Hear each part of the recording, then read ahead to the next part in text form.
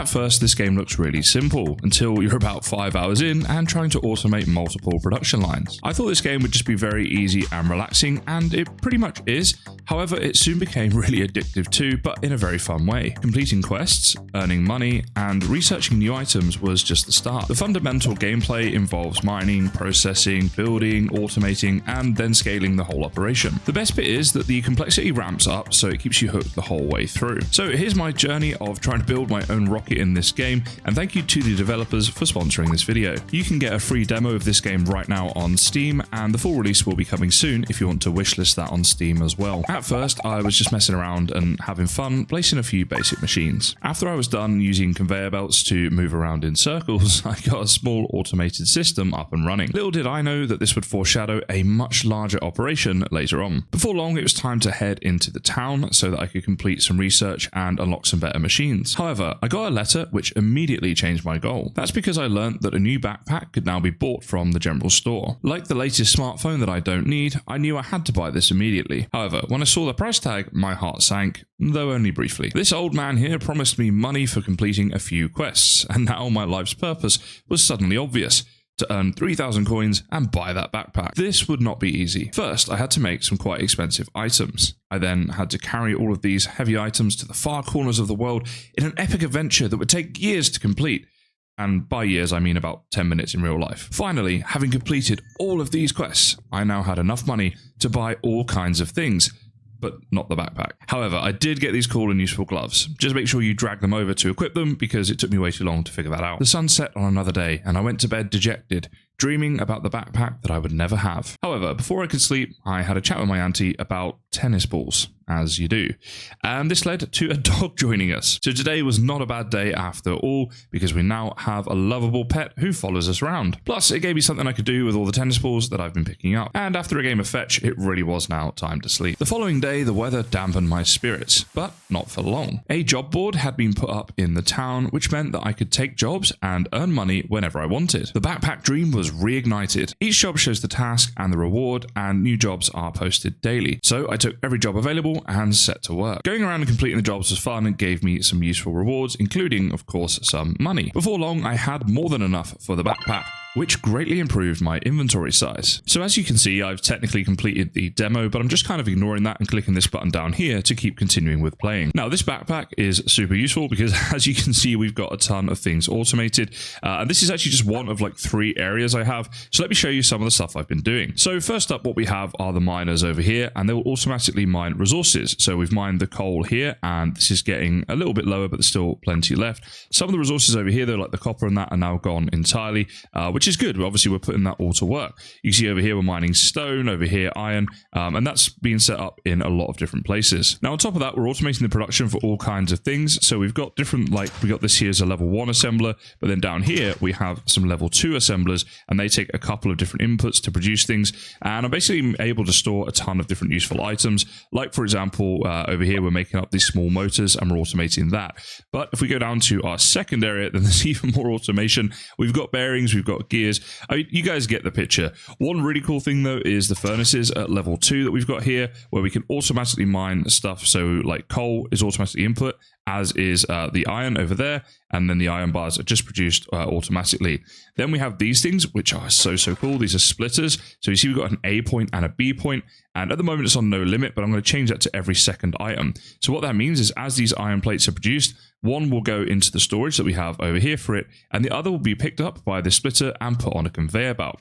You see, I then have another splitter here. We're going to put this one to every second item too, and that means that half of the iron plates that are made will go here and be produced into gears, and the other half will turn into bearings. Now, as I say, I've got a lot of stuff going on down here as well, right? So different areas and stuff where we're doing all of this, and of course, loads of power was needed in order to set all of this up. So if I go to my inventory, you can see that having the backpack gives us the extra inventory space, and it is super useful.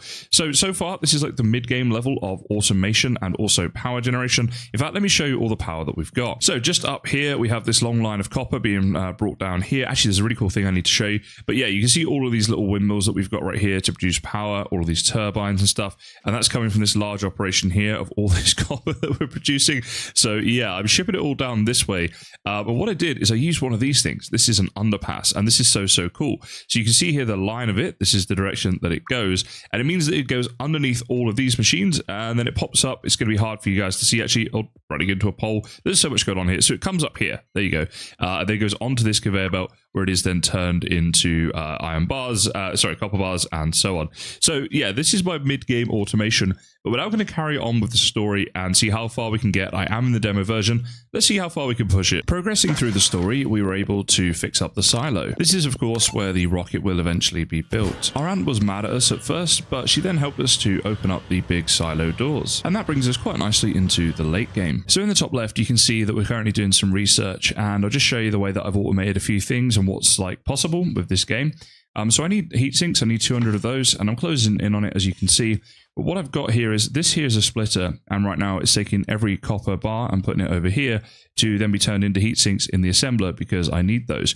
But what I'll do once I've got the amount that I need, if I click on this, I can do this and put it to every second item. So now we'll have half of our copper bars going in here. They'll be turned into the copper wire, and they'll end up in that one over there. And the other half will be turned into heat sinks. So then in the future, you start to store, obviously, a good amount of these items. Now let's see, that's probably, yeah, we'll just take all of those. Nice little take all button there, makes it easy. And I've got this kind of automation going on in a few different places as well. So up here, for example, we've got a number of splitters, as you can see. So these are iron bars that go into an assembler and are turned into iron plates, which is something that's used for a lot of recipes. Now, I do want to store some iron plates, because sometimes we have to just upload those as part of a research item, or like maybe for the silo things in the future. But then what I've got here is this one takes every second iron plate. So some are stored, the rest are put over here. This one also takes every second iron plate. Wait, it's supposed to? Okay, I guess it does now. Anyway, so half of them will be turned into gears, and the other half will come over here and be turned into bearings. So what will happen is we then got this one here, takes every second item, another splitter. So half of the bearings go into here, into storage in case we ever need them. And the other half go to this underpass. The underpass comes all the way over here, then goes into another underpass to feed back into this system here, and it's combined with the bearings, or what are these called again? Whatever these things are, but basically to make up a load of motors. So you can see how the automation in this game does get quite complex, but it's good. Like, it's a good type of complex where it gives you plenty to be working on, and it's good to have all this automation up and running, so when you need things, like when you need to do research, you've already got a good start going on. The other thing that you can do, and I'm still doing this even late into the game if I'm just waiting around for items to be made, is keep salvaging. You see there's still like loads of stuff here I haven't salvaged, and every time we do that, we're getting items from them.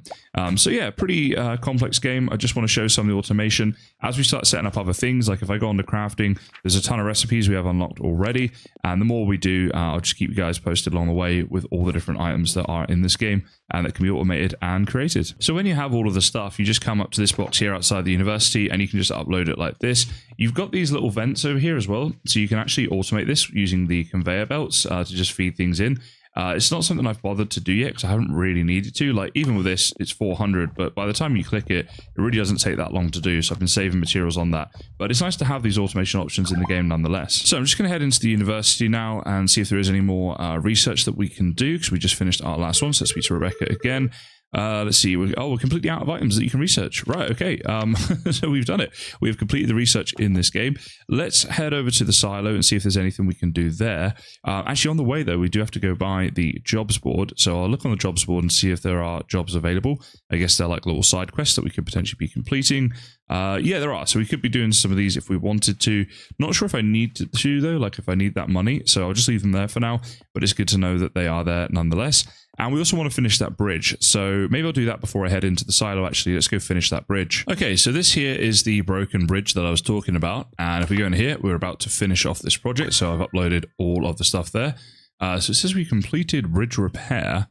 Okay, that's good. Does anything actually happen? I was wondering if this bridge was going to get built or anything. Maybe these people are coming to do it.